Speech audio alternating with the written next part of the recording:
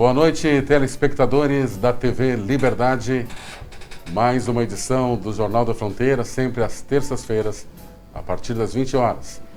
O Jornal da Fronteira, sempre com um convidado muito especial. Hoje não é diferente, já esteve conosco e aceitou o convite para estar conosco, mas nesta oportunidade. Estamos honrados pela presença hoje do nosso querido amigo Max Geraldo Manck, bombeiro militar da reserva, encerrou a carreira como comandante do 10º Batalhão, aqui na cidade de Santana do Livramento, que abrange toda a nossa região. Boa noite, Max. Boa noite, Heleno. Boa noite aos telespectadores do Jornal da Fronteira, né, nossa TV Liberdade. Boa noite ao Caian, que está conosco aqui, auxiliando, né? Exatamente. E te agradecer pelo convite, né? Agradecer de estar aqui conversando com vocês, retornando numa segunda vez, né? E fico à tua disposição para a gente, né, discutir aí alguns assuntos do nosso retorno a Bagé, da minha atividade agora como aposentado, né? Bombeiro militar da reserva. Da reserva. Enfim. É uma honra para nós hoje estarmos aqui pela segunda vez com o Max Geraldo, nosso comandante. Em outra oportunidade, no passado, eu abri um negócio, me lembro que tu autorizaste na época as dependências do local, né? A gente precisava da assinatura do nosso comandante. Então, eu gostaria de iniciar o programa agradecendo os nossos patrocinadores, Charque Linguiça Paladar Tradicional, o verdadeiro sabor da fronteira, do nosso amigo Walter. A tradicional escola aqui em Bagé, Escola Vasco da Gama. E também agradecemos o patrocínio, o apoio do Roger Gás e Água, nosso amigo Roger. Hoje estive lá nas dependências da sua empresa, Roger Gás e Água. Gás de durabilidade, Max. Água Pedras do Sul, de Pedras Altas, água de qualidade.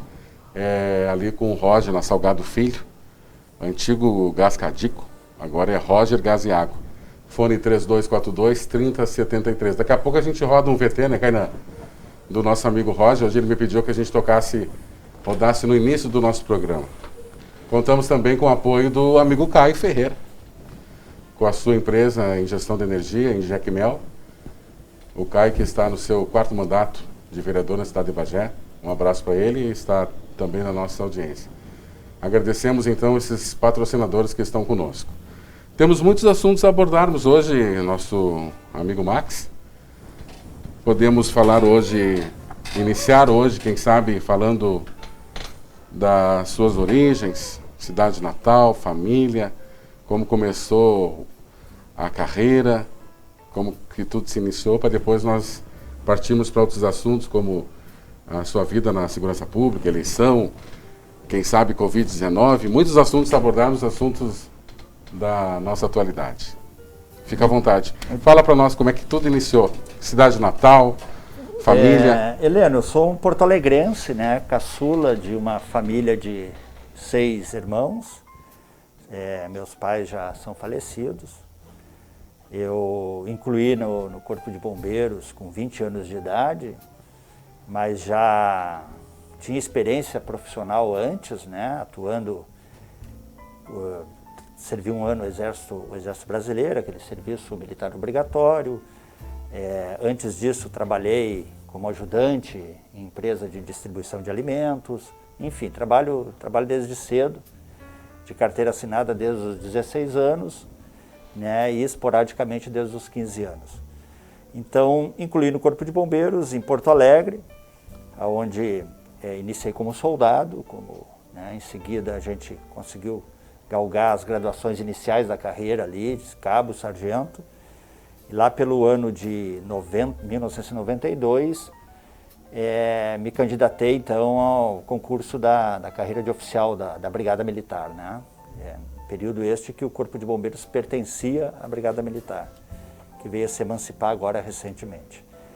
E aí trocamos de carreira, né? Eu virei oficial de polícia. Atuei na cidade de Alvorada por alguns anos na atividade da Brigada Militar e depois retornei ao Corpo de Bombeiros 20 anos atrás aqui em Bagé, né? E aí foi uma mudança radical na minha vida, na vida da minha família, porque eu me afasto, né, dos meus pais, a minha esposa se afasta dos pais dela. E chegamos aqui com a filha ainda criança, né, e nós temos uma única filha, Viviane. E como é que eu vou te dizer? E aí Bagé passou a fazer parte da nossa vida de uma forma muito intensa, assim. Primeiro que me envolvi muito na atividade do Corpo de Bombeiros aqui, que é uma atividade maravilhosa do ponto de vista assim, da equipe que nós tínhamos em Bagé, que tem até hoje, né, que eu convivo ali com a turma. E Bagé me proporcionou um desenvolvimento profissional muito grande, né? Cheguei aqui capitão e quando fui promovido a major, fui transferido a Santana do Livramento. Foram 10 anos aqui em Bagé até que eu fosse transferido para a Defesa Civil do Estado, em Santana do Livramento, e depois permaneci lá no Comando dos Bombeiros. A minha relação com a cidade ela foi bastante intensa, não só pelo exercício do comando do Corpo de Bombeiros, mas porque em algum momento, pelo ano de 2004, se eu não me engano, 2005, eu assumi a Coordenadoria Municipal de Defesa Civil, cumulativamente com a minha função de comandante dos bombeiros, e ali eu comecei a me dedicar à gestão das áreas de risco do município, né? A observar as áreas de risco, a pensar ela do ponto de vista das emergências, das tempestades, das enxurradas. Então isso me aproximou muito assim da cidade enquanto os seus problemas. Bom, vivendo isso, nós nos aposentamos já em Santana do Livramento em agosto de 2019, já no momento da aposentadoria com a determinação de retornar para Bagé. E aqui estamos agora, né, estabelecidos, né, vivendo o último quarto da vida, né, nessa cidade que é uma cidade, como nós falávamos há pouco, muito cara, mas muito gostosa de se viver, né? Mas é uma cidade maravilhosa.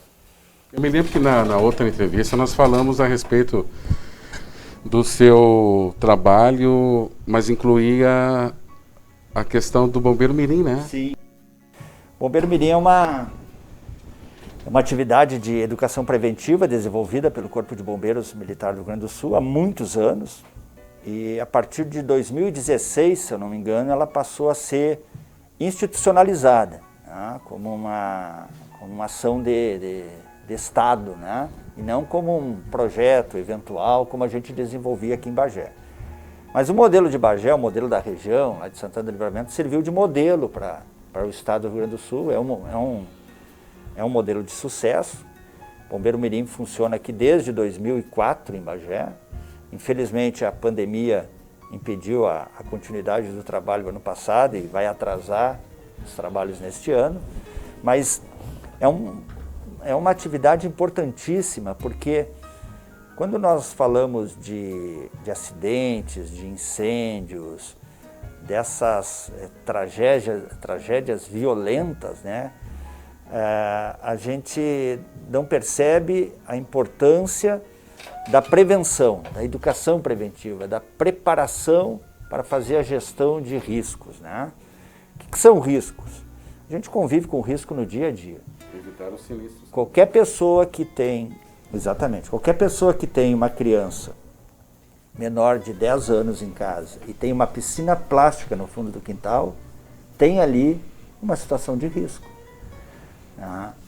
Então, e a maioria dos incêndios, a maioria dos acidentes domésticos, ao serem investigados, né, ao serem estudados, eles nos levam a compreender que as pessoas se acidentam, as pessoas provocam incêndio, provocam acidentes por descuidos banais, a grande maioria. Né? Na grande maioria das ocorrências que o Corpo de Bombeiros atende, não só no Estado, pode ser no Brasil, no mundo inteiro, ele decorre de condutas que poderiam ser prevenidas de forma muito fácil. Né? As pessoas cometeram ali um risco, um perigo realmente elementar e por absoluta falta de informação, de conhecimento. Então o projeto Bombeiro Mirim, ele era uma iniciativa, ainda que simbólica, né?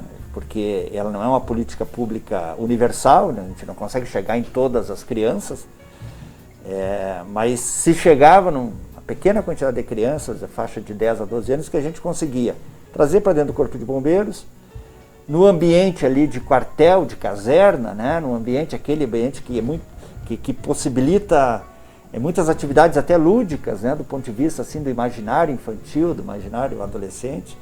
E ali então se trabalha no ano letivo, no contraturno das escolas, informações, conhecimentos que são importantes para a vida das pessoas, lá na tenra idade de 10 a 12 anos.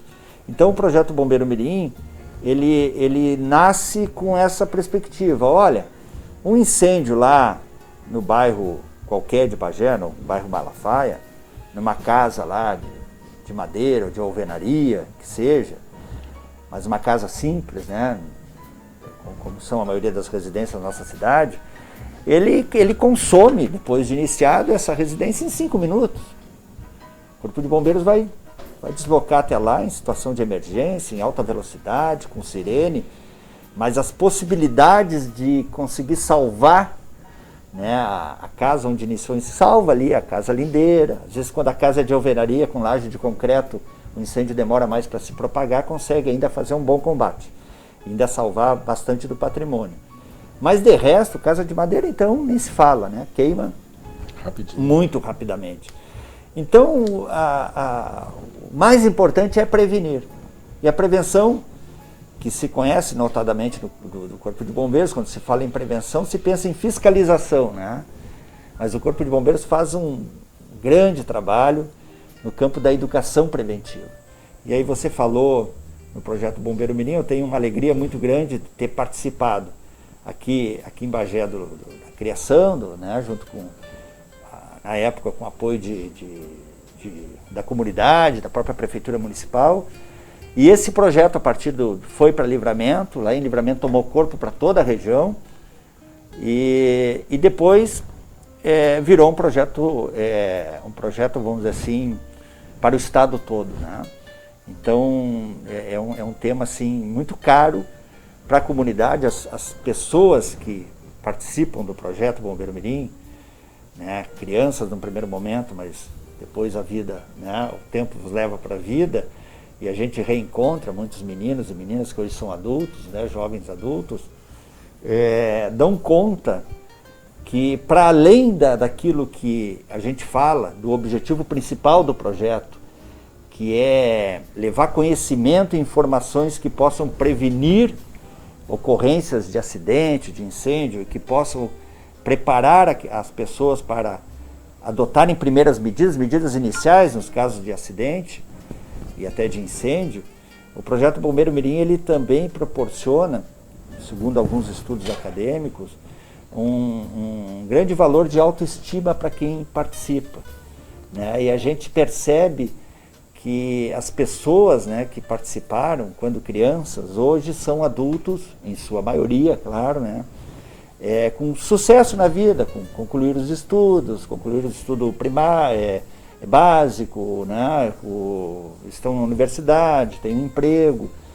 Porque aí, ainda que não fosse o objetivo principal do projeto, a rotina da caserna, né, daquela disciplina, do entra em forma, cumpre horário, respeito ao superior, respeito ao colega, isso dá um suporte para a vida, né, que está demonstrado já em estudos acadêmicos, inclusive. A disciplina, né? Sim. Hierarquia. Ajuda bastante. Uma pergunta que eu não fiz na outra entrevista, Max, mas faremos hoje. Eu sei que o bombeiro, o militar, ele teria um preparo psicológico, mas assim, qual seria uma ocorrência que ele lhe marcou bastante assim durante a carreira? Eu tenho eu tanto atendi muita ocorrência, né, como soldado, sargento, em fase que eu tive no Corpo de Bombeiros em Porto Alegre. A intensidade de ocorrência é muito grande, acidentes de trânsito, né, onde você vê pessoas assim machucadas, enfim, né? Mas tem duas ocorrências que são muito muito pesadas do ponto de vista assim, de fazer a gestão do atendimento.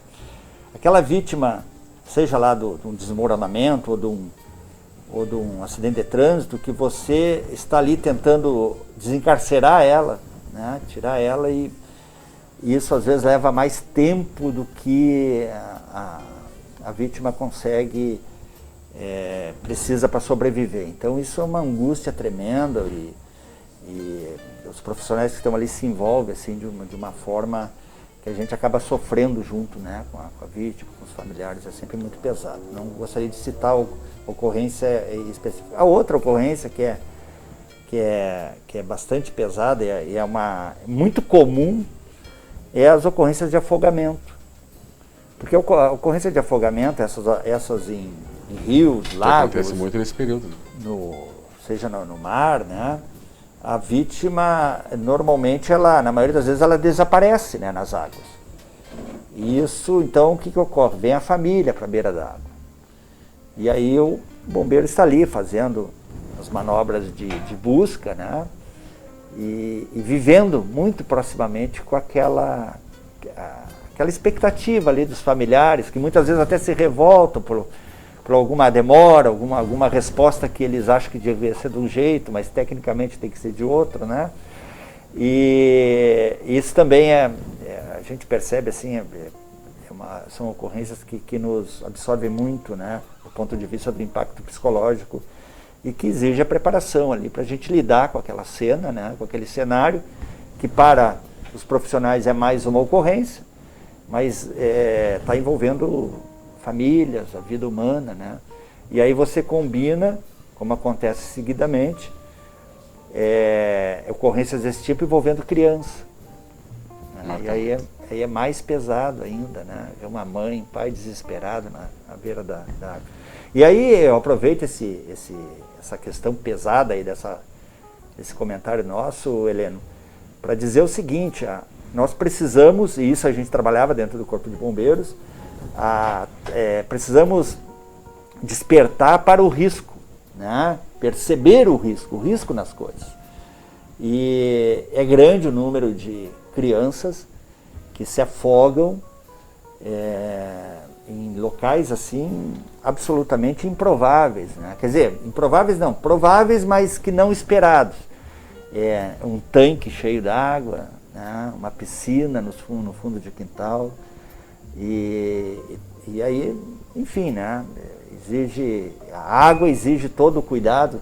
A criança de colo, a criança pequena, ela não deve estar na água sozinha nunca, né?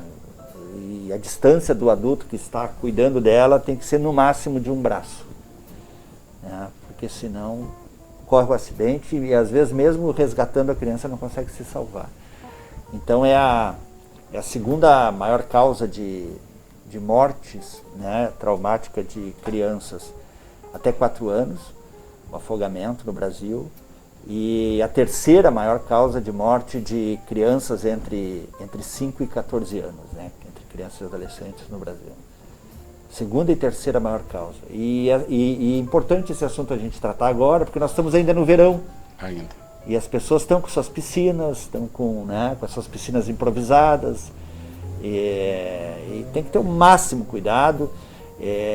Se tem criança pequena, não pode descuidar, olhar para o outro lado em momento algum.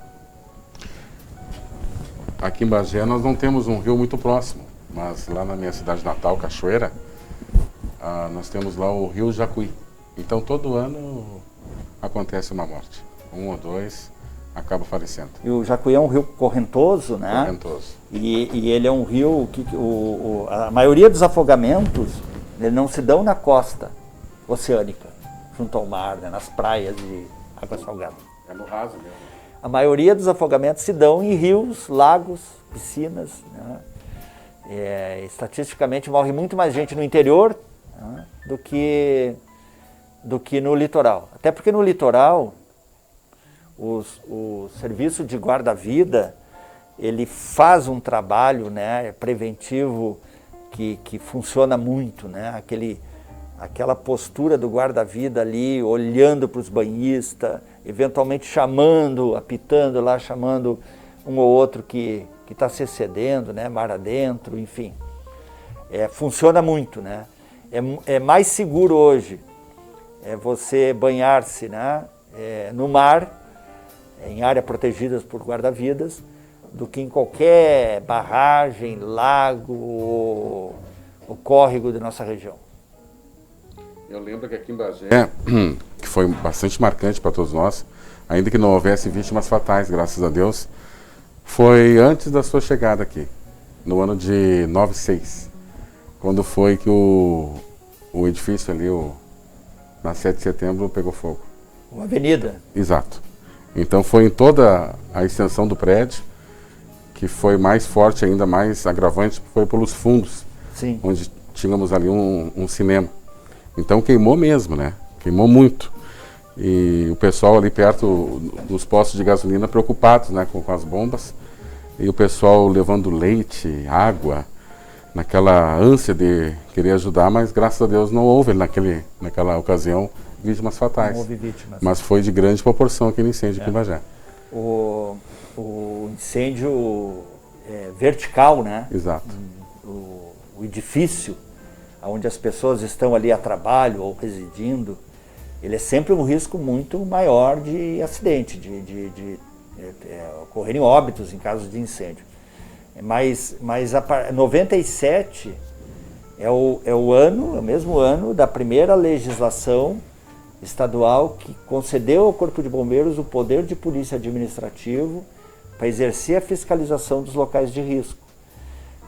E um dos principais locais de risco são exatamente os prédios altos, né?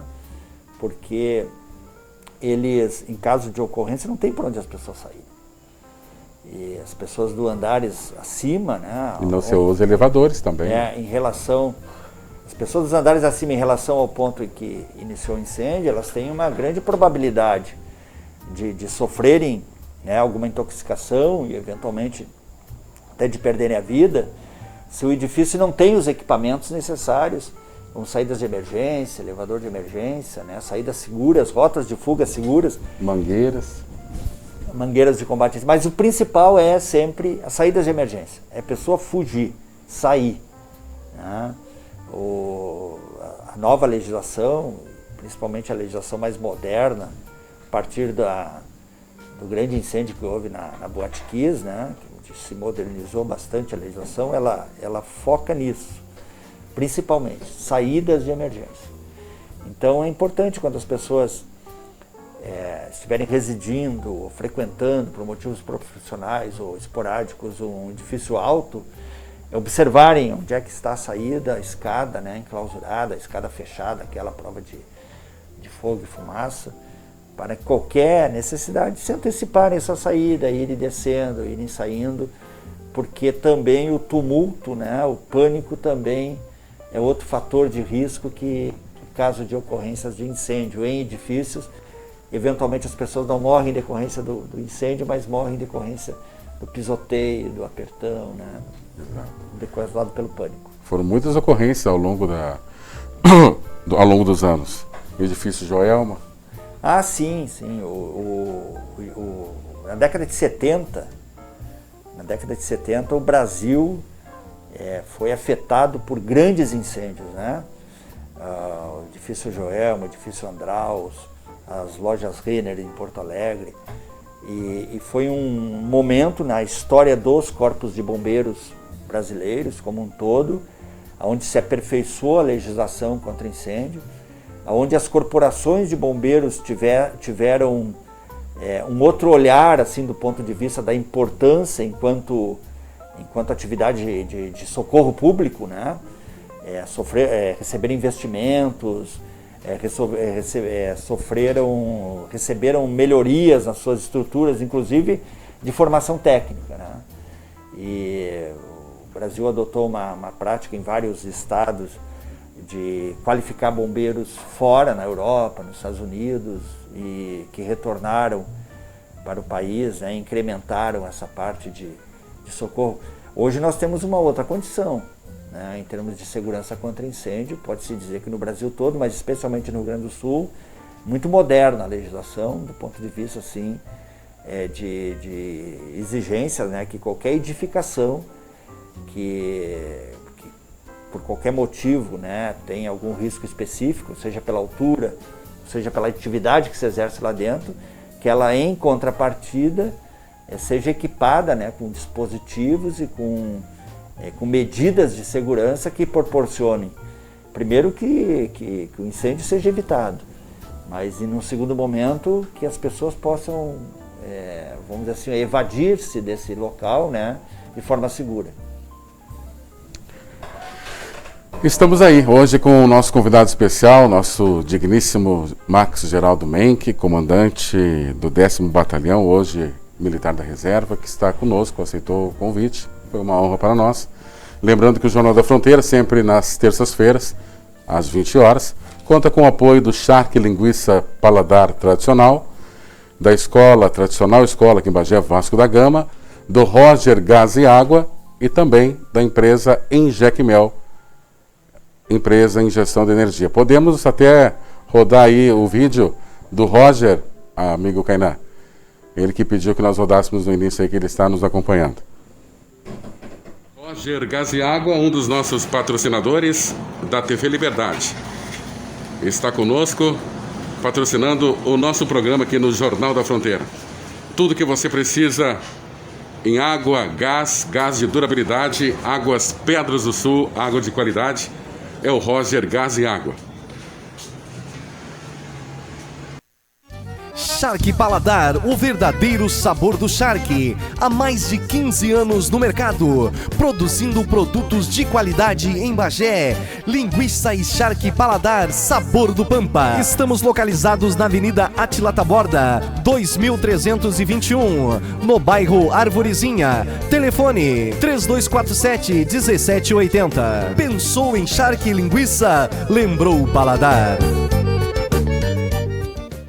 Já está na hora de voltar para a escola, hein? Marca na tua agenda, 22 de fevereiro, tudo vai estar preparado para receber você na Escola Vasco da Gama, com toda a segurança, é claro. Neste ano, teremos revezamento semanal nas aulas presenciais, mas as atividades remotas continuam para você acompanhar de casa. Nosso foco é o aprendizado. Pois é, a escola é um mundo incrível, cheio de novas experiências e oportunidades. E o Vasco organizou tudinho para você. Então venha para a escola e pode vir sem susto, tá? Porque damos muito valor à educação. Para nós, a vida estará sempre em primeiro lugar. Volta às aulas Vasco da Gama, dia 22 de fevereiro. Esperamos por você.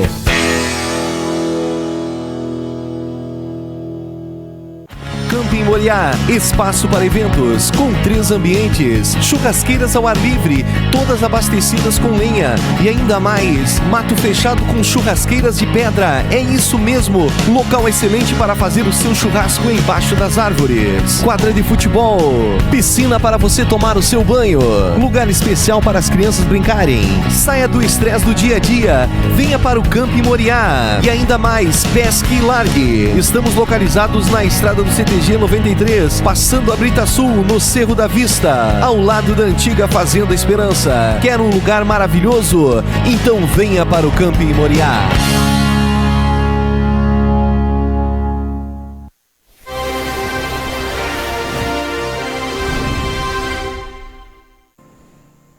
Retornemos então à nossa entrevista, hoje com o nosso amigo Max Geraldo Menck, bombeiro militar da reserva, que aceitou o convite para estar conosco. O Jornal da Fronteira, contando sempre com o apoio do Roger Gás e Água, Escola Vasco da Gama, Enjecmel, empresa em gestão de energia, e Charque Linguiça Paladar Tradicional. Ainda sobre segurança pública, Max, estávamos falando a respeito de ocorrências sinistros, o que tanto já abalou o nosso estado, né, em Brasil afora. Agora há pouco, nos últimos dias, eu estava observando aqui um acidente que aconteceu, mas foi lá perto de Cascavel, mas que chocou bastante a todos nós, que o rapaz viajava com o pai, e ele na carreta, seguindo a carreta do pai, e o pai dele freou bruscamente, ou parou um pouco ali o caminhão, e ele em seguida bateu atrás. E aquilo parece que ficou emendado um caminhão no outro, e o rapaz em chamas pedindo socorro, dizendo que amava todo mundo. Infelizmente foi trágico, é difícil até de falar isso aí, e o rapaz morreu naquela ocasião ali. Então essas ocorrências também na estrada, né? E o sinistro ali, o fogo acontecendo. Agora liberaram o extintor, as pessoas ficam gravando, ninguém desceu. Poderia ter aquele incêndio ter sido abafado, o que tu acha? Olha, Heleno, nós não podemos esperar que as pessoas sem conhecimento, sem preparação, se lancem No fogo. a uma medida de socorro, né? Ali incendiando, eventualmente as pessoas podem ter o medo de haver uma explosão. Então, nós não podemos esperar essa conduta, né, heróica, vamos dizer assim, das pessoas, porque o risco é muito grande, né? Muito grande mesmo, né? Mais vítimas atrás. Então, essas ocorrências envolvendo veículos pesados, elas sempre são difíceis, o resgate. O próprio Corpo de Bombeiros com dificuldade para fazer a remoção do corpo. Sim. Abrir a porta, porque realmente... É improvável que as pessoas conseguissem alguma eficácia de resgatar ali, de tirar essa pessoa ali de dentro, né? Pelo que você descreve do acidente, eu fiquei sabendo, mas eu não vi as cenas do acidente.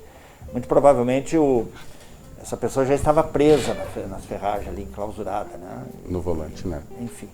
Então, até pelo contrário, né? Se a pessoa não tem preparo e não tem as condições, né, para fazer uma abordagem, né, segura, o melhor é que isole o local, chame o Corpo de Bombeiros, né, chame o serviço de polícia da rodovia, para que não se aumente, não se agrave o número de vítimas. É a mesma orientação por afogamento, né?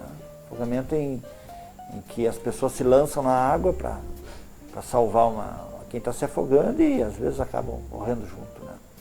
Por absoluta falta de preparo, sem saber nadar ou sem conhecer técnicas de resgate aquático, que é difícil, né? Porque uma pessoa em afogamento, ela que está se afogando, ela vai tentar no desespero se agarrar e às vezes se agarra naquele que está salvando, impossibilitando o salvamento. Então, tem técnicas de abordagem, né? Então, se a pessoa não tem o preparo, é melhor não tentar fazer. Não interferir, né? Esperar o socorro dos profissionais. Exatamente. Gostaria agora, neste momento, amigo Max, se me permites, nós falarmos a respeito de eleições. Eleições 2020, que o nosso amigo Max Geraldo, ele foi candidato pelo Partido dos Trabalhadores. Dos Trabalhadores, e já me disse aqui de antemão que foi feliz, gostou de participar das eleições, né? E eu gostaria que o senhor falasse a respeito disso. Quando eu digo que foi uma experiência positiva, né?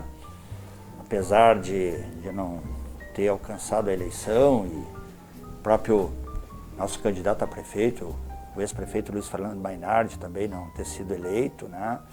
E a nossa proposta, né, de governo para Bagé não ter sido acolhida pela população, a experiência de concorrer, de interagir com as pessoas, de conversar com as pessoas, de trocar ideias sobre os problemas da cidade, né, sobre os problemas da cidade que estão relacionados à minha caminhada profissional, né, que foi muito, essa experiência foi muito legal, foi muito gratificante, foi de um crescimento pessoal enorme, né, e eu fico muito grato, assim, agradecer os 377 votos que eu tive, que foram insuficientes para a eleição, muito além do mínimo necessário para se eleger, mas que para mim são valorosos, no sentido que foram pessoas que compreenderam a nossa mensagem e acolheram, postaram, deram um voto de confiança, né?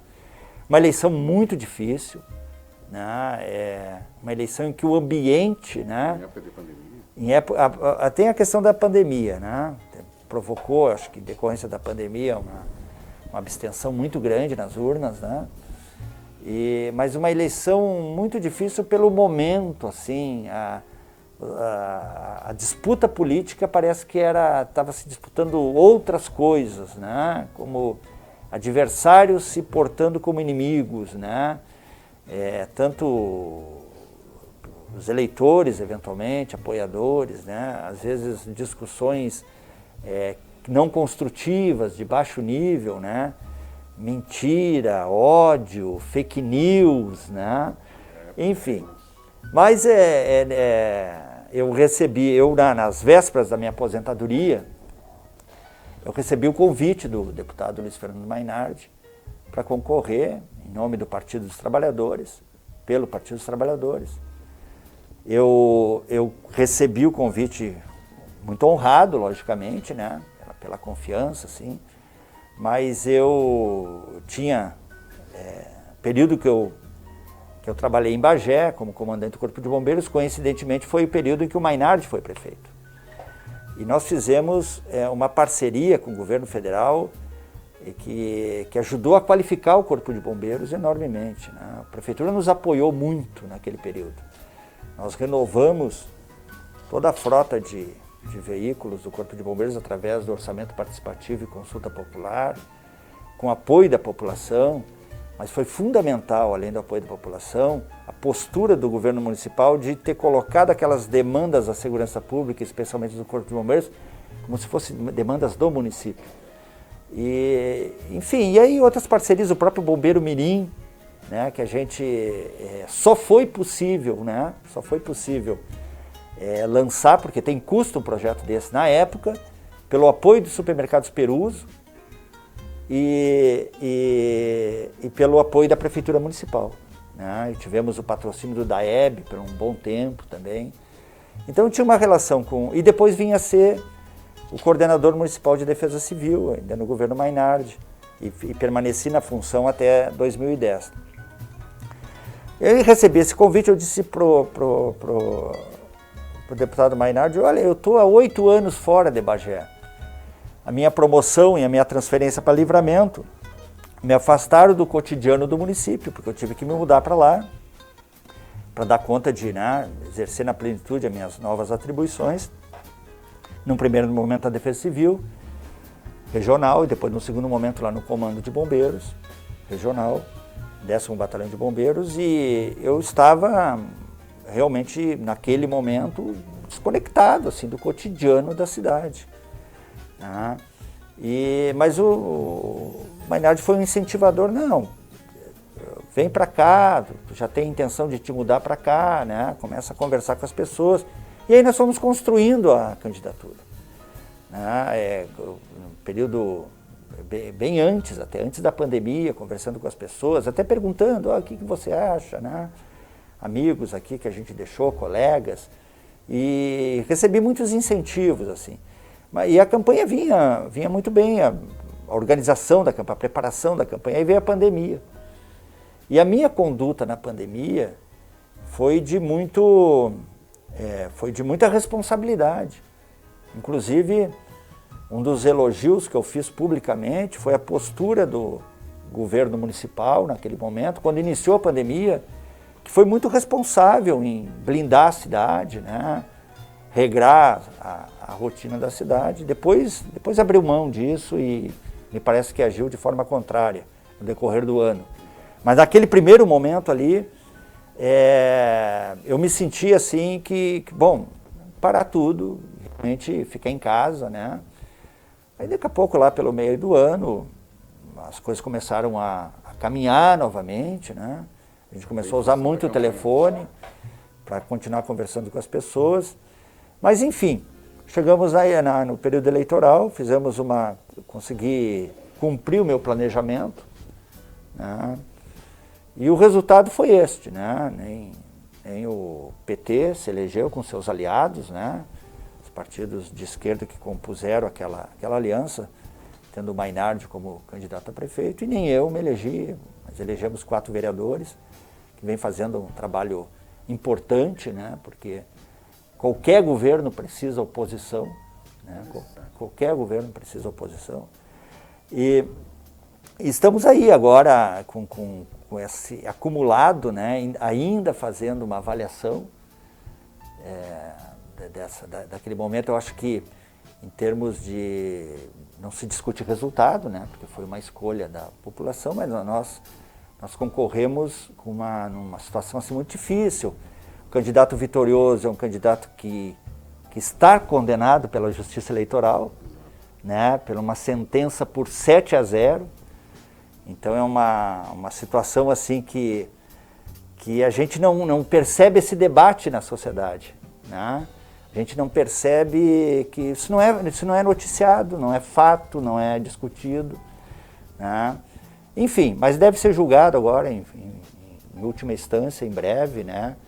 E se terá aí um desfecho definitivo sobre essa condenação aí acachapante de 7-0, né? Por atos de corrupção aí na gestão municipal no primeiro mandato.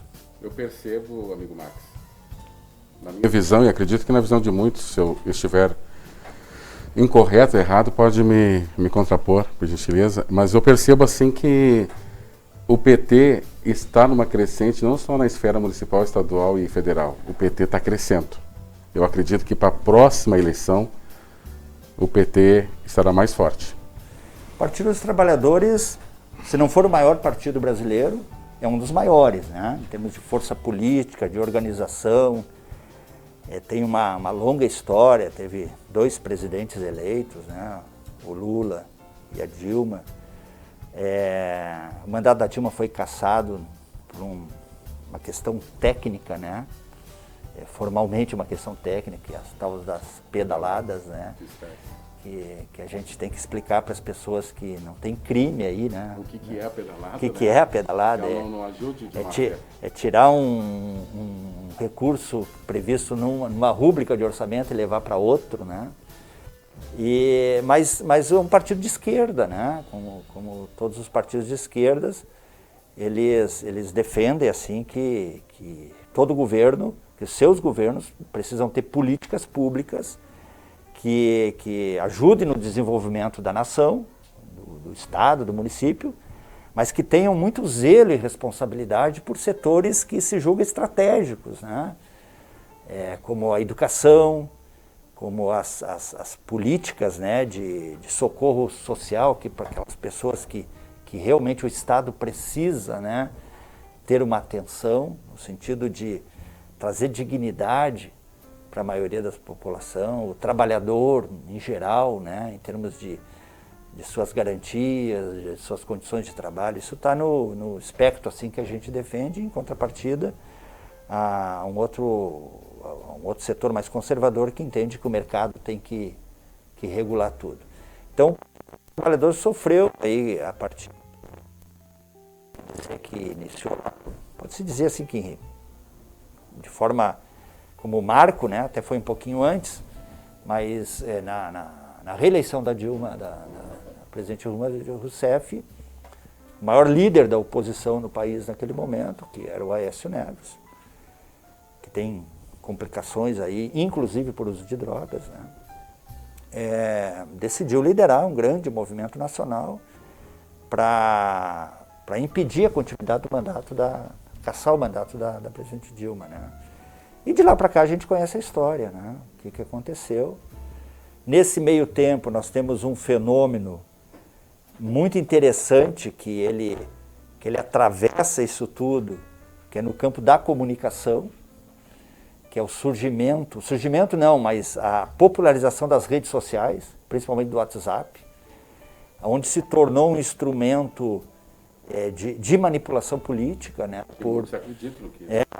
E de manipulação política por fake news, por distorções de informações, propagando ódio, pegando dados verdadeiros e falseando eles, né? Com interpretações desonestas. Então nós vimos isso não só no Brasil, isso no mundo inteiro, né? E isso contaminou o ambiente político de tal forma que você tem dificuldade de conversar com as pessoas. As pessoas têm convicções, né? E você não conversa com alguém que tem convicção, né?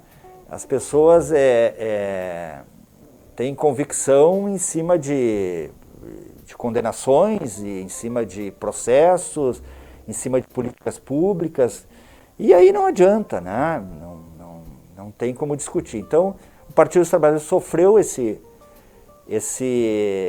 período, né, onde me parece assim que não só todo o conservadorismo brasileiro, Centrão e o conservadorismo internacional se voltaram para o Partido dos Trabalhadores, se voltaram com lupas contra, né? Se voltaram com recurso, com uma orquestração de fazer uma campanha sórdida, ao ponto de tentarem criminalizar o partido, para tentar inclusive tirar, né?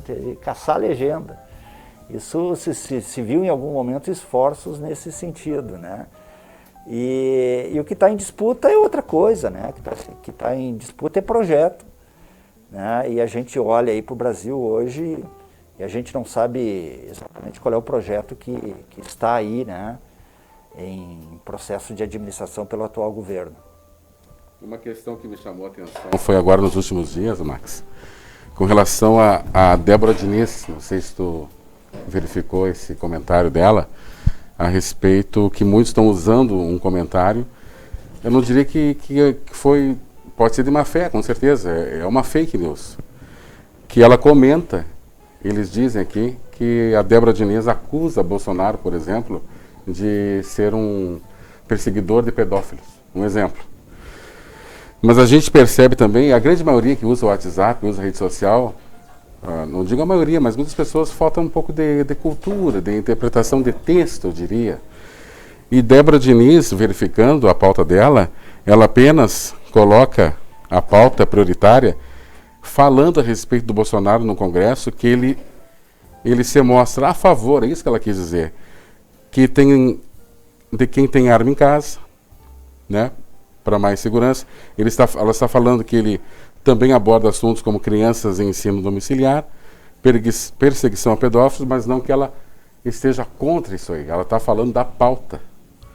Está me entendendo? Sim. Vantagens para agronegócio e até perseguição aos povos indígenas. As pessoas usam esse comentário, essa pauta, e já colocam no WhatsApp. Que a Débora Diniz está acusando o Bolsonaro por ser um perseguidor a pedófilos, mas não, analisando aqui o contexto, não é isso que está acontecendo. As pessoas manipulam muito, né? É a manipulação.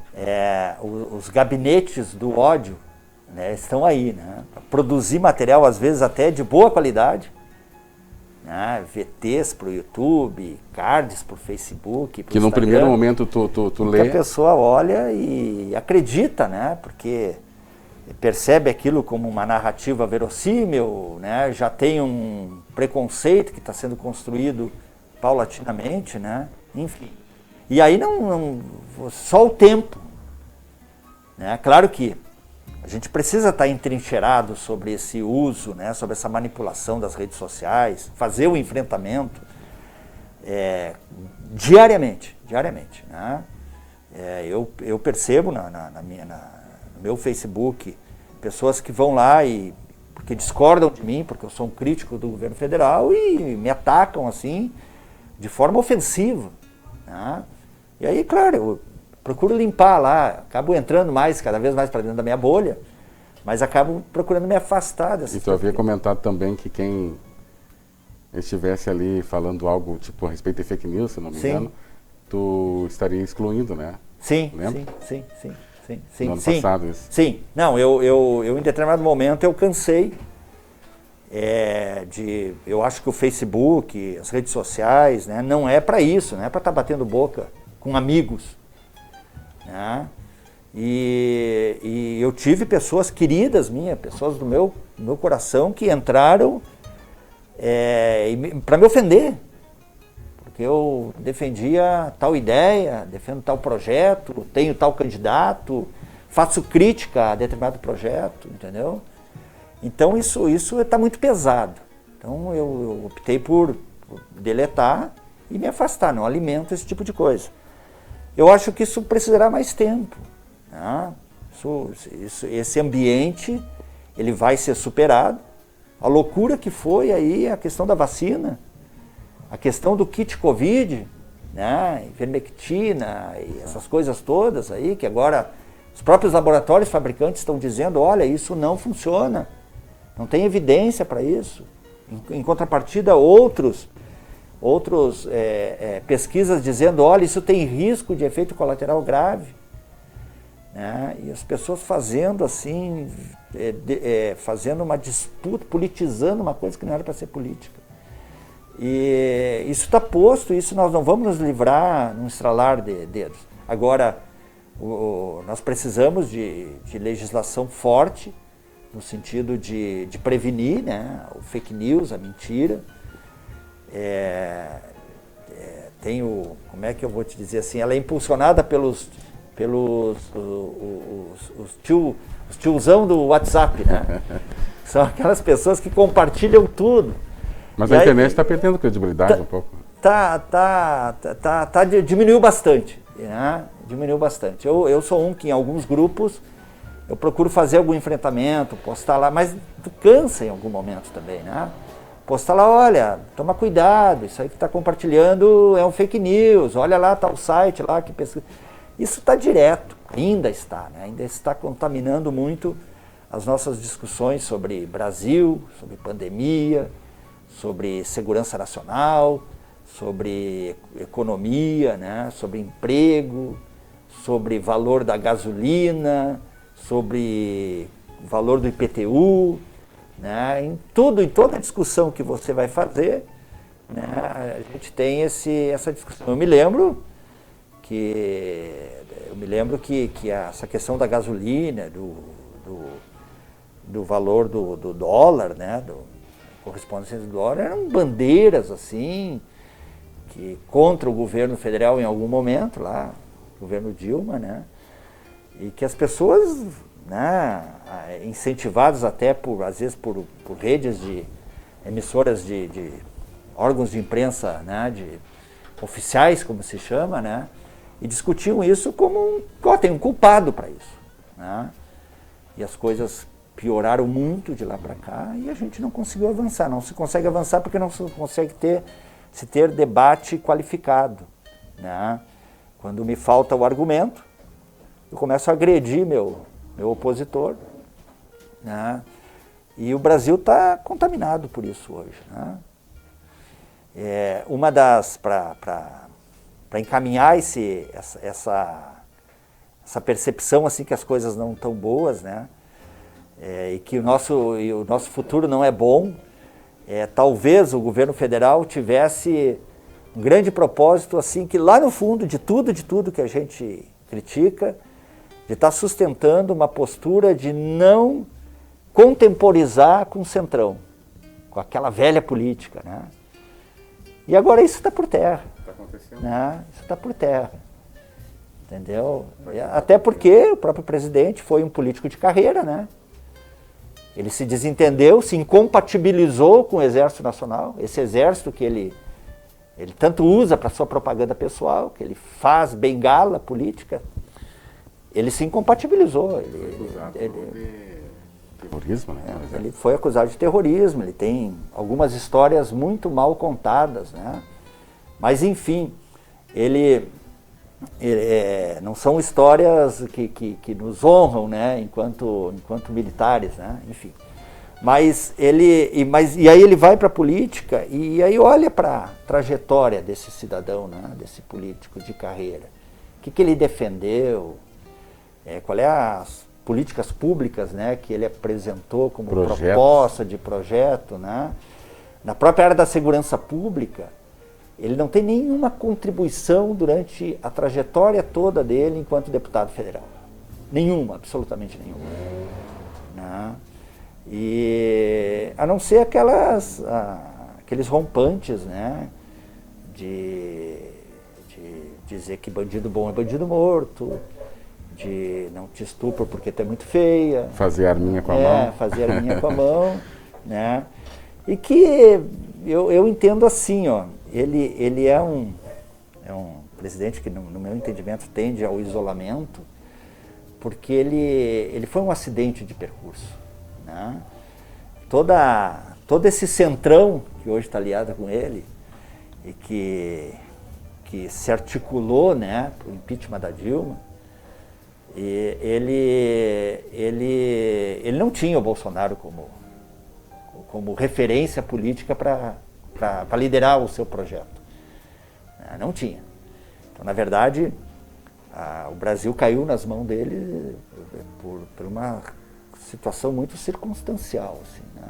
E a história vai dar conta de explicar isso. E de mostrar. Né? De mostrar. Eu acho que a gente tem que deixar em algum momento, quando eu digo deixar, não é abrir mão de fazer o combate, de fazer a crítica, né? Não é isso. A gente não pode se desesperar, porque não adianta. O tempo de cada pessoa, o tempo do eleitor, ele é diferente. Ele, em algum momento, as coisas vão clarear, né? Vão clarear. Agora, recentemente, a gente está tomando conhecimento por que o apelido do juiz Sérgio Moro é Russo. Eu ouvi falar muito do russo ali naquelas mensagens, né, gravadas ali do Telegram, mas agora a gente está começando a compreender por que o apelido, por que o Ministério Público, né, os agentes do Ministério Público, né, as lideranças que conduziram toda a Operação Lava Jato, nos seus diálogos, né, reservados, se dirigiam a Sérgio Moro como russo, né? E aí não tem como você agora querer discutir, porque eu vou tomar pau, vou ser xingado, né? Se botar essa discussão na mesa. Então tem que deixar passar isso, né? E aquilo que tu falava, então, que o PT está crescendo, eu acho que não é uma questão de estar crescendo. O Partido dos Trabalhadores é um partido posicionado, né? Tem contribuições assim para o desenvolvimento do país importantes, né, para políticas públicas importantes. Já é um grande partido. Valorização do salário mínimo, investimento em educação, né, toda a visão de defesa e estratégia nacional, né, de desenvolvimento nacional, e que está isso, não se tira, né, enfim. E aí, com o tempo, as coisas vão se dispersar e a gente vai conseguir discutir política talvez sem ódio, que as redes sociais tanto alimentam hoje, né? Os Facebook, os WhatsApp da vida alimentam de forma assim, doída, porque às vezes tu vê ali alguém querido, alguém que tu nutre amizade, que tu cruza na rua, mas se transformam nos leões, né? Ali os tiozinhos do WhatsApp, não é fácil. Não é barbado. Deixa eu só rodar mais um pouquinho aqui os patrocinadores. Contamos com o apoio do Shark Paladar, o verdadeiro sabor do Shark. Obrigado, amigo Walter, nosso patrocinador. Escola Vasco da Gama, empresa em Jequimel, e também contamos com o apoio do Roger Gás e Água. Roger Gás e Água, um dos nossos patrocinadores da TV Liberdade. Está conosco, patrocinando o nosso programa aqui no Jornal da Fronteira. Tudo que você precisa em água, gás de durabilidade, Águas Pedras do Sul, água de qualidade, é o Roger Gás e Água. Shark Paladar, o verdadeiro sabor do Shark. Há mais de 15 anos no mercado, produzindo produtos de qualidade em Bagé. Linguiça e Shark Paladar, sabor do Pampa. Estamos localizados na Avenida Átila Taborda, 2321, no bairro Arvorezinha. Telefone 3247-1780. Pensou em Shark e Linguiça? Lembrou o Paladar.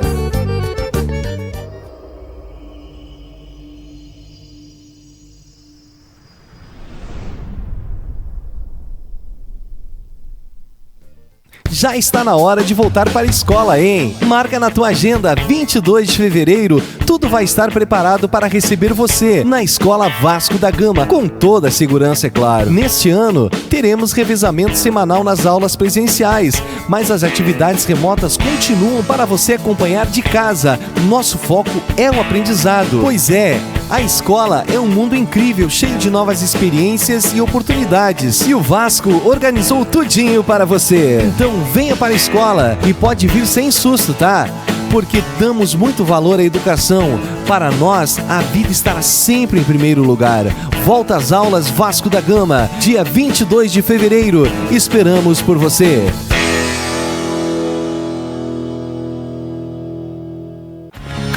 Moriá, espaço para eventos, com 3 ambientes, churrasqueiras ao ar livre, todas abastecidas com lenha e ainda mais, mato fechado com churrasqueiras de pedra. É isso mesmo, local excelente para fazer o seu churrasco embaixo das árvores. Quadra de futebol, piscina para você tomar o seu banho, lugar especial para as crianças brincarem. Saia do estresse do dia a dia, venha para o Camp Moriá. E ainda mais, pesque e largue. Estamos localizados na estrada do CTG 93, passando a Brita Sul, no Cerro da Vista, ao lado da antiga Fazenda Esperança. Quer um lugar maravilhoso? Então venha para o Camp.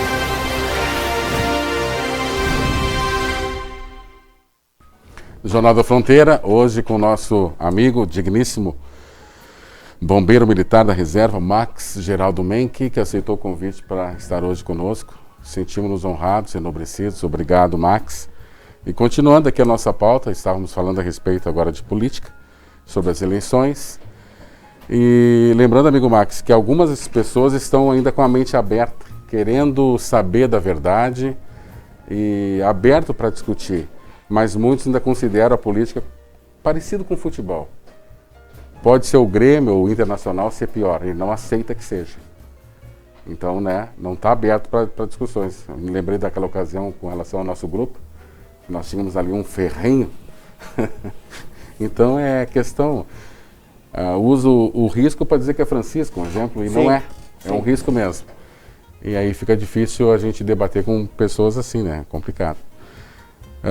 Agora, quais são as perspectivas, amigo Max, para daqui 4 anos? Eu sei que é muito cedo ainda, mas eu gostaria de saber alguma coisa, tendo assim, considerando os aspectos positivos e negativos, há boas perspectivas para uma nova candidatura, com certeza. Não, eu não posso dizer nada definitivo, né? Sim, é cedo ainda, né? Mas essa caminhada que a gente iniciou, ela é uma caminhada que independe do resultado. Foi muito boa essa caminhada. Né? Independe do resultado. Ah, não, o Max não se elegeu, vai chutar o balde, vai desistir de tudo, volta para casa, bota o pijama. O que acontece? A questão da pandemia, né? A pandemia está realmente nos imobilizando, né? Eu não estou à frente de nenhuma atividade essencial, então eu tenho que me comportar. Saio realmente o mínimo, né? Durante a campanha, a gente se cuidou muito, muito mesmo, fazia a campanha e você chegava ali e realmente tinha uma certa condição de exposição, e aí é muito álcool gel, é cuidando do distanciamento o momento todo, é o uso da máscara, né? E quem se comportou teve, conforme o seu grau de responsabilidade na pandemia, ele teve dificuldade de fazer a campanha. Então, enfim, vou dar um exemplo aqui, o vereador Chico, que não se reelegeu, eu não vi o Chico em nenhum ato público. O Chico, exato. Nenhum ato público. Por quê? Porque ele levou de forma radical a questão da orientação para o isolamento social.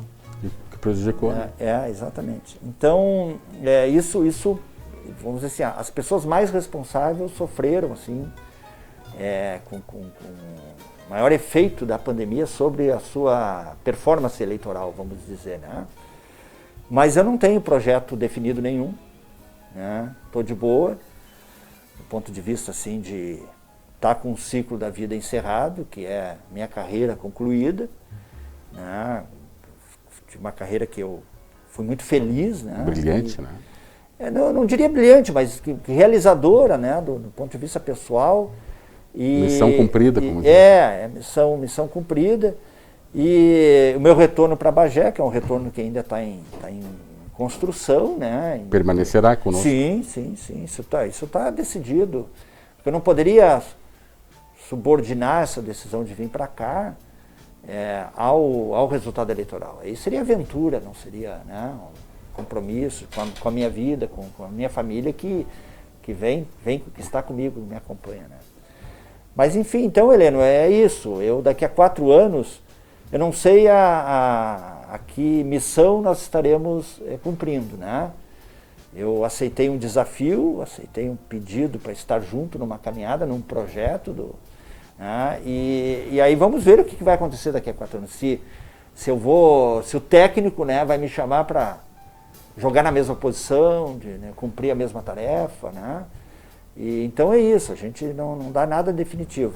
A essas alturas do acontecimento, eu não tenho projeto pessoal, não, um projeto coletivo, né? Que a esquerda trabalha muito nessa perspectiva, assim, né? De a gente construir algo coletivamente, discutindo com base, discutindo com os apoiadores, e numa perspectiva de trabalhar na política para melhorar a vida das pessoas, para tornar o mundo melhor, né? Para construir a paz, o desenvolvimento.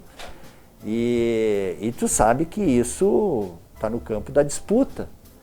E aí isso tem toda uma caminhada, né? Que a gente tem que respeitar o tempo, os elementos que se apresentam no momento. Então, absolutamente, hoje não tem projeto nenhum pronto para frente. Estamos esperando passar a pandemia, chegar a vacina. Quanto mais as pessoas se comportarem, né, as que podem, fiquem em casa, as que não podem, que têm que trabalhar, máximo de cuidado, que o governo Bolsonaro, que já mudou o discurso em relação à vacina, né, realmente tem atitude em relação a isso, né, a providenciar de forma eficaz, o mais rápido possível, as condições para vacinar toda a população, né, porque marcou passo fazendo briguinha e birra até agora, né, mas me parece que agora já compreendeu, né, já está conversando com a China, já está parando de fazer propaganda Parabenizou contra. o Biden já.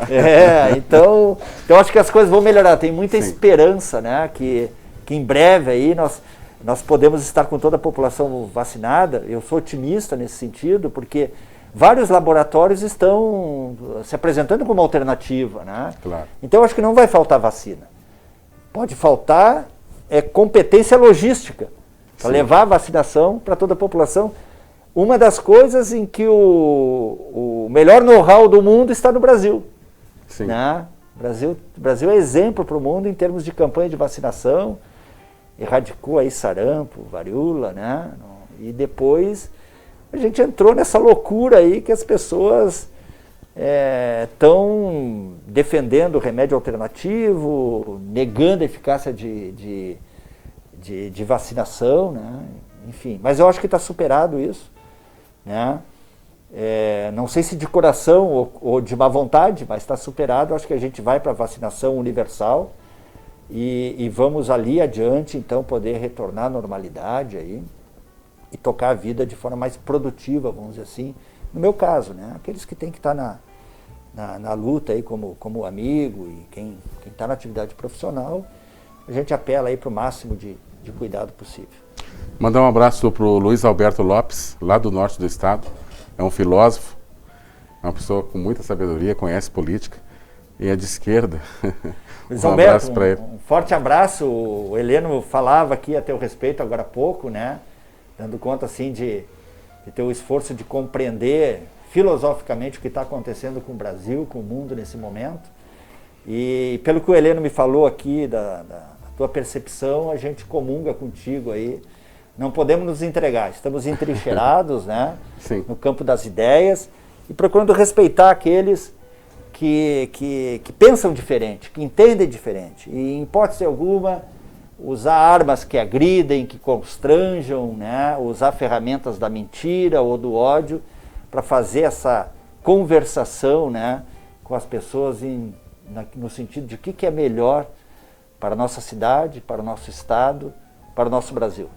Agora, para encerrarmos, amigo Max e Kainan, mais uns minutinhos, que eu gostaria de conceder ao amigo Max Geraldo, com relação, dá uma misturada aqui, fala com o teu público aqui, com a nossa sociedade, e fala um pouco dessas, de novo para nós, das perspectivas, então, para o futuro, e até com relação ao Lula, que a gente já havia falado aqui, que o PT é um partido gigante, né? Eu até tinha me pronunciado mal, não é que esteja crescendo, ele já é gigante, mas, como o senhor disse, né, passou por alguns momentos bastante assim difíceis, mas agora já está, eu acredito, se recuperando muito, e o Brasil está abrindo os olhos com relação a tudo isso. E esses minutos finais, a respeito desse futuro do Lula do teu futuro, do futuro do Lula e falar com teu amigo aqui, eleitor, que está te escutando, para nós encerrarmos. Assim, Heleno, nesse momento não, né? Nosso telespectador aí, o período eleitoral já passou. Né? Passou. Então, o que eu poderia te dizer assim? O Lula, né? O Lula merece um julgamento justo. Pelo que ele representou, pelo que ele foi, né? Ele merece um julgamento justo, né? O julgamento justo pressupõe um juiz, um juizado, um fórum imparcial para julgá-lo.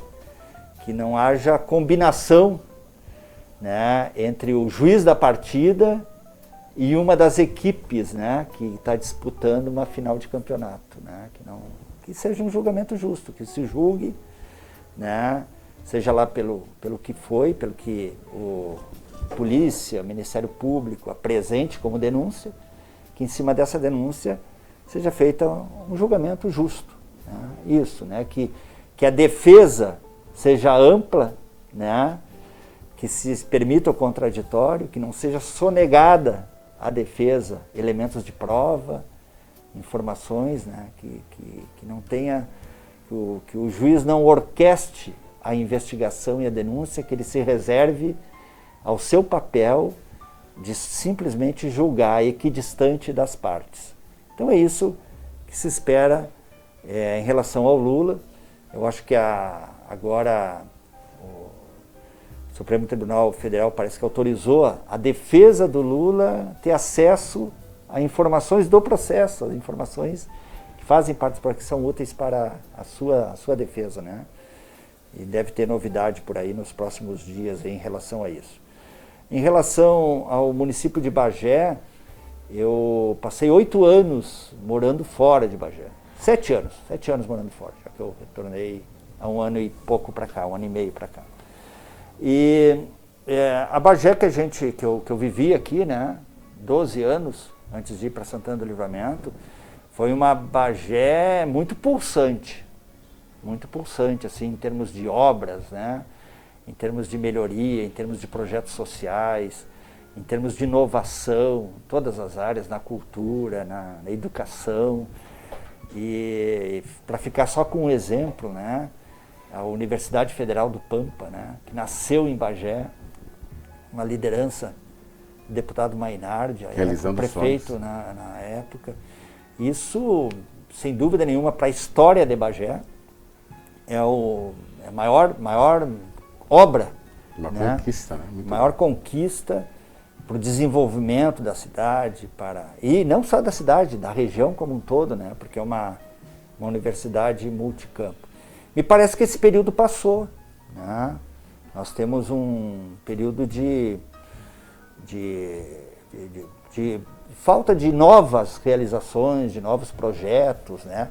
O próprio incremento na área de habitação, que Bagé recentemente entregou, inclusive com a presença do presidente da República aqui na cidade, ainda é projetos herdados desse período, né? Período da administração do Partido dos Trabalhadores. Então nós não vemos nada de novo assim, né? De novo. Temos aí, tomara que o Exército realmente assuma a construção da barragem, consiga nos entregar a barragem. Que não se concretizou ainda. Mas essa barragem, né, maneira como ela foi embargada, né? E pelo período longo que ficou embargada, os atores que trabalharam para o embargo da obra. Agora querem retomar, mas foram e a gente não tem condenados ainda, né? Enfim, desse processo, né?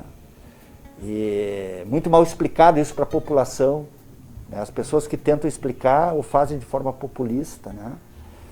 E então, enfim, nós não temos nada de novo, absolutamente novo. Qual é a grande novidade, assim, que possa alavancar, né, a nossa cidade ou a região? Tivemos aqui a fase C de Candiota, né, que foi precursora, salvou a usina e foi precursora de novos investimentos. Então, a atual administração municipal, eu acredito que ela deve estar trabalhando nisso, né, de deixar legados para o município, né? E então isso me anima bastante, o retorno, o aceite do desafio de concorrer num projeto do Partido dos Trabalhadores em Bagé, foi muito em cima do que eu vivi, né, e enxerguei e vi acontecer em Bagé durante a administração Mainardi, Luiz Fernando Mainardi principalmente, né, porque depois eu peguei só um primeiro período do governo Dudu, né, que teve um grande trabalho também na área da habitação, né, e um legado grande para o município, aí, enfim. Mas é isso, né, então estamos aí, faço esses meus comentários de forma muito respeitosa a quem se elegeu e se reelegeu, com críticas ao Partido dos Trabalhadores, né? Sim. Tenho um convívio com as pessoas que espero que continue urbano, né? E enfim, civilizado, né? E deixar um apelo, né? Que eu acho que nós temos que ter muito cuidado com a informação, né? Nós temos uma crise sanitária no país, uma pandemia no mundo inteiro, e as pessoas precisam ter confiança nas autoridades, segurança nas autoridades locais, estaduais e nacionais, que isso é importante para que a gente consiga, então, vacinar e imunizar o conjunto da população para funcionar esse esforço de vacinação. Então, que as pessoas não alimentem fake news, não alimentem mentiras, não alimentem o ódio, né? E isso, enquanto político, né, que eu me apresentei aí como candidato a vereador, será, né, sempre uma bandeira pessoal. Com certeza. Teremos novos rumos, um novo horizonte está à frente, se Deus quiser. Obrigado, Max. Esse foi mais um Jornal da Fronteira, sempre às terças-feiras, aqui na TV Liberdade Bagé Web, a partir das 20 horas. Hoje, com o Max Geraldo Menck, bombeiro militar da reserva, que aceitou o convite para estar com a gente. Muito obrigado, Max. Agradecemos também ao nosso Muito obrigado. Amigo telespectador. Muito obrigado. E agradecendo aos nossos telespectadores e aos nossos patrocinadores, Kainan. Até terça. Se Deus quiser, um forte abraço. Que Deus abençoe.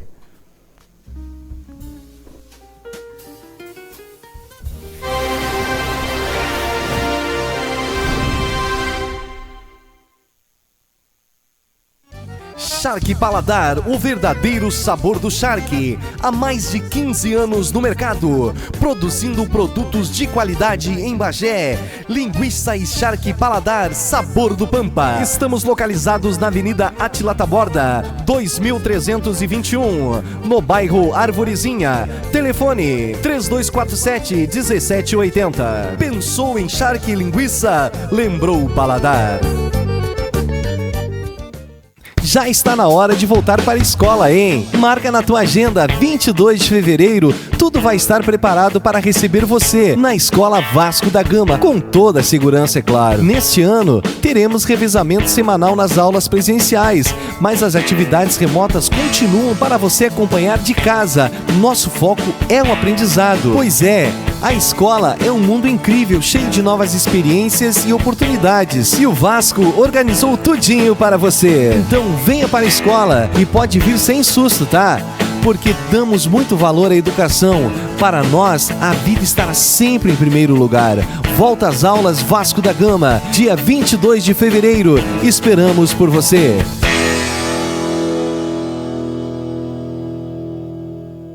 Camping Moriá, espaço para eventos, com 3 ambientes, churrasqueiras ao ar livre, todas abastecidas com lenha e ainda mais, mato fechado com churrasqueiras de pedra. É isso mesmo, local excelente para fazer o seu churrasco embaixo das árvores. Quadra de futebol, piscina para você tomar o seu banho, lugar especial para as crianças brincarem. Saia do estresse do dia a dia, venha para o Camping Moriá. E ainda mais, pesque e largue. Estamos localizados na estrada do CTG 93, passando a Brita Sul, no Cerro da Vista, ao lado da antiga Fazenda Esperança. Quer um lugar maravilhoso? Então venha para o Camping Moriá.